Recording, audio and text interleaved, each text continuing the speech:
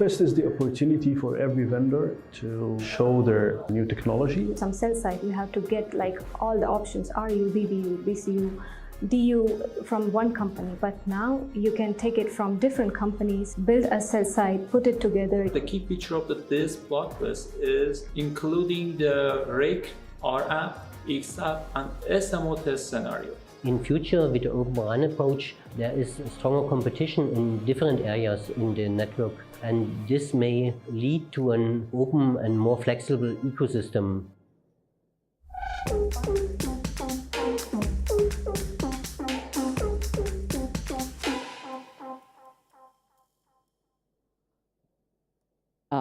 Hello. What is it all about here? Oh, can you hear me? Yeah, okay. Hello and welcome to our session now. What is the title of our session is i14y Lab, how to test efficiently to make disaggregation a reality. So my name is Katja Henke. I'm with Deutsche Telekom and also part of the i14y Lab team. So you may wonder, what is i14y Lab? It stands for interoperability, and if you leave out the letters between I and Y, then you have 14 letters, i14y Lab. What is it all about? It is an open lab. And an open lab, that means with a goal to accelerate time to market for disaggregated network solutions. And what makes us special is that we are a consortium of 11 partners and funded by the Ministry of Digitalization and Transport. And the consortium brings together all players from all areas needed. And there are also 3 operators at the core and 1 representative we have here today from Deutsche Telekom, and he is at the same time also the consortium lead of our i14y Lab. So, Andreas Gladisch, you are Vice President of Emerging Technologies at Deutsche Telekom, and as I said, the consortium lead as well. Andreas, let me ask you, why having 3 major operators on board at the lab is important for making network disaggregation a reality? Yeah, good question. And let me start at a slightly different angle. So what is the ecosystem about? So what is the goal of this ecosystem dealing with Open RAN, with O-RAN? So finally, we want to accelerate the process to implement the systems into the operator networks.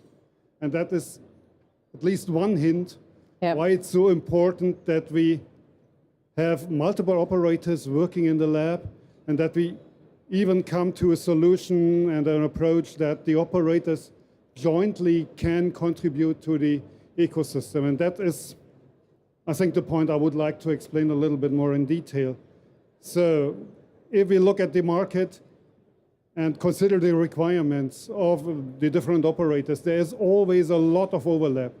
So the requirements, I would expect that 70% of the requirements are more or less the same. So if we start thinking about that and thinking what is necessary to reintegrate and to integrate the disaggregated systems. So start with the requirements and with the common approach of the requirements. And then the second question is, what can we do to make a faster deployment possible for the operators? So that means we take the requirements, we convert that into a test specification, build a reference implementation, run the tests which have a meaning, a relevance for all the operators, release the test reports, and by doing that, so we can share resources, we can share the results, and hopefully accelerate the ecosystem and the development. And there's another point which is very important here. So it is not just doing something jointly, it is really to agree on certificates and to work with certificates that have a meaning for the industry. So that company or a vendor who provided the system and got the certificate can show that, and hey, this is what I have got from, for example, i14y, And that helps the vendor to be implemented in the operator networks. So, and the last point here is important. So it has to be a certificate that has a global relevance. And therefore we work with organizations like the TIP and the ORAN Alliance and jointly design those certificates.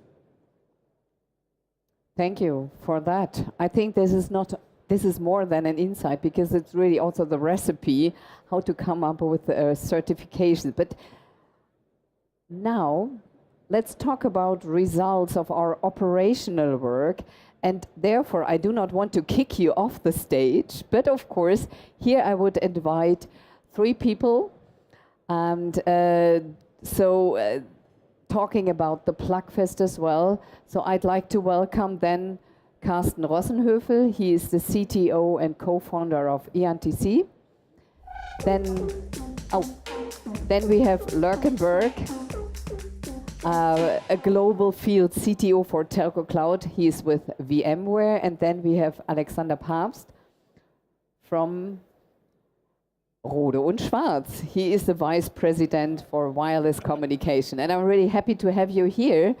And I'd first like to start with Carsten. Oh, take him on. Exactly. Talking about the Plugfest we had last year at the i14y Lab. That was joint ORAN TIP Plugfest. And you were in the lead here. To not only to organize, but also to execute that.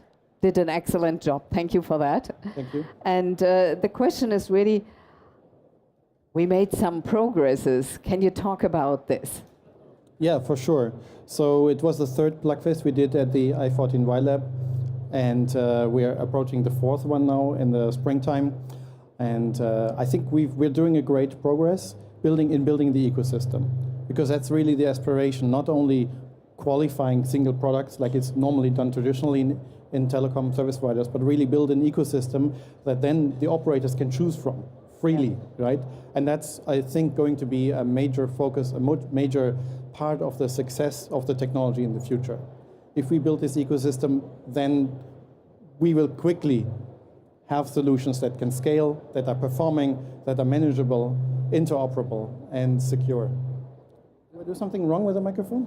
Oh. Is something wrong? No. Okay. Anyway, yeah.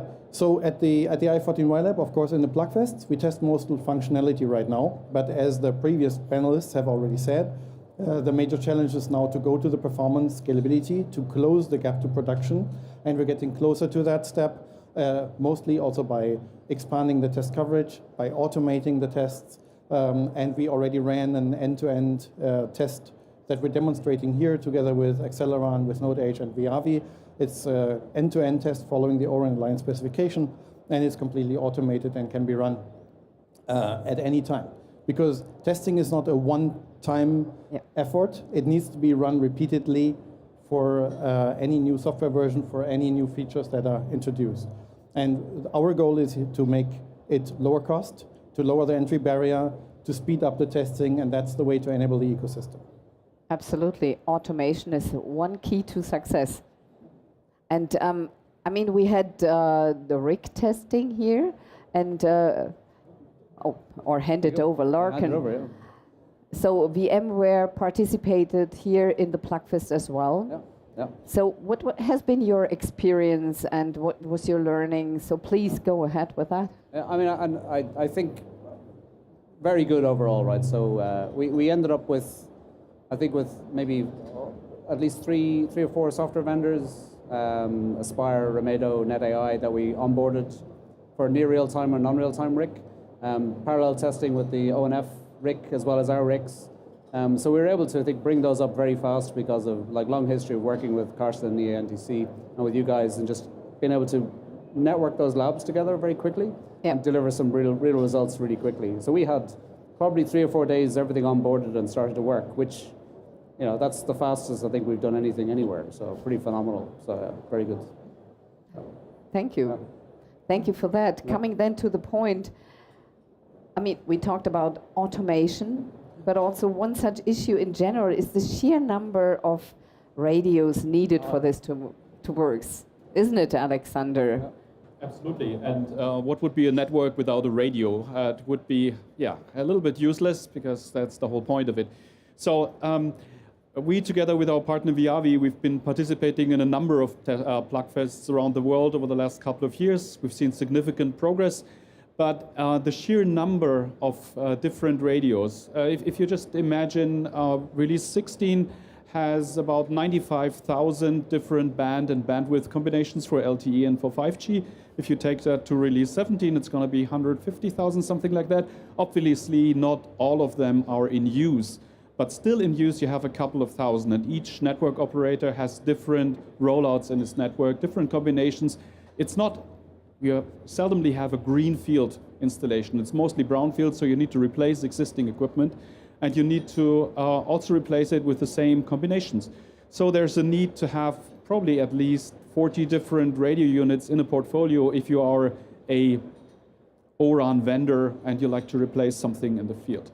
So with that, if you take 40 different radios, you multiply it by the number of different DUs, you multiply it by the number of different CUs, you get a very high testing effort. So it's very important in a lab like i14y to test those radios in isolation before you throw them into your interops scenario and try to find out, okay, who's wrong now? Is it me? Is it you? Is it Carsten? Is it whoever? Yeah, I mean, that's the whole point, where you need some kind of independent reference to make sure the stuff plays on its own before you put it into a network.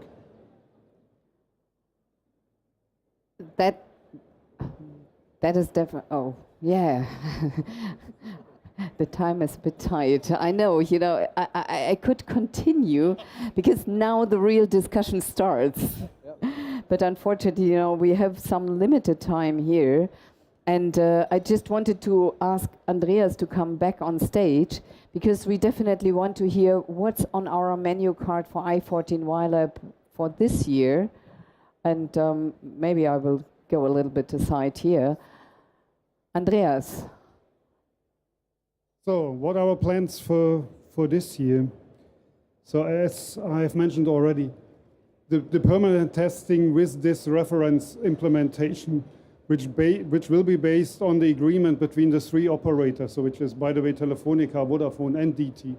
That is key. So we really want to implement this reference implementation and come to a high level of automation there, so that we can easily change some modules, check whether that is according to the specification, etc., and release hopefully then the certificates. So, and that is the other big effort, that we need to work with TIP and the O-RAN Alliance to define those certificates, which must have a relevance for the industry. So otherwise, if it is just a nice batch or so, that is not very helpful for the industry. So that's the first part and the highest priority. However, we will continue with the temporary setups. So that is Plugfest. Carsten already mentioned we are super busy with the Spring Plugfest. Again, this joint TIP O-RAN Plugfest. And autumn is coming soon, right? So that keeps us busy, but it's a temporary event. And we definitely will support that. And the last one, on-demand testing, and I forgot to mention that at the beginning. So just considering the effort that is needed to bring such a lab into place, and all the expensive test equipment and all the other things you need to learn and understand. So it is extremely difficult for SMEs, for small companies, to contribute a specific module or a specific software without having such a lab in place.